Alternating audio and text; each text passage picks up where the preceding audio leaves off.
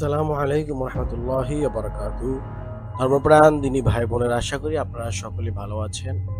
আজকে আমরা আলোচনা করব জিন শয়তান থেকে বেঁচে থাকার আমল।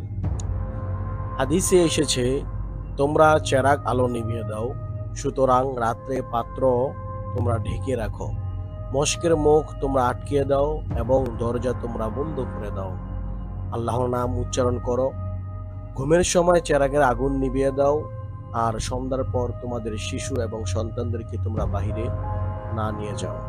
এটাই সবচাইতে বড় উত্তম কাজ হবে।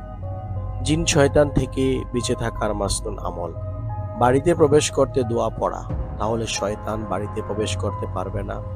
আর বিসমিল্লাহির রহমানির রহিম পড়ে ঘরের মূল্যবান মালামাল সিন্দুক বা সংরক্ষিত কোনো স্থানে রেখে তার মুখ বন্ধ করা, তাহলে শয়তান বন্ধ মুখ খুলে তা চুরি করতে পারবে না।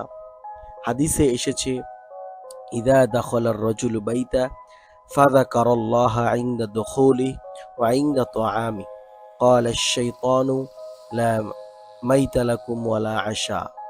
যখন কোনো ব্যক্তি তার ঘরে প্রবেশের সময় ও খাবারের সময় আল্লাহকে স্মরণ করে, তখন শয়তান নিজ সঙ্গীদেরকে বলে, তোমাদের রাত কাটানোর কোনো জায়গা নেই, তোমাদের রাতের কোনো খাবারও নেই। মুসলিম শরীফে এই হাদিসটি এসেছে। জিন ও শয়তান থেকে হেফাজত থাকতে রাতের কিছু করণীয় রয়েছে।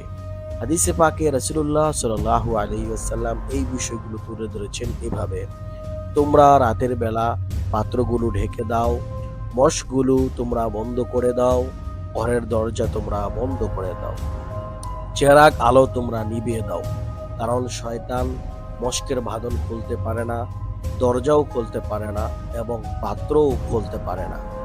তবে তোমাদের কেউ পাত্র ঢাকার জন্য একটা কাঠি ছাড়া অন্য কিছু না পেলে যেন তাই রাখে এবং সাথে আল্লাহর নাম উচ্চারণ করে বিসমিল্লাহির রহমানির রহিম পড়ে নেয়, কেননা ইঁদুর চেরাগের আগুন থেকে লোকজন সহ বাড়িতে আগুন লাগিয়ে দেয়। সুতরাং রাত্রে পাত্র ঢেকে রাখা, মশকের মুখ ঢেকে দেওয়া, দরজা বন্ধ করা এবং এ সময় আল্লাহর নাম উচ্চারণ করা, ঘুমের সময় চেরাগের আগুন নিভিয়ে দেওয়া, আর সন্ধ্যার পর শিশু ও গৃহপালিত জন্তুগুলোকে বাড়িতে আটকে রাখাই উত্তম।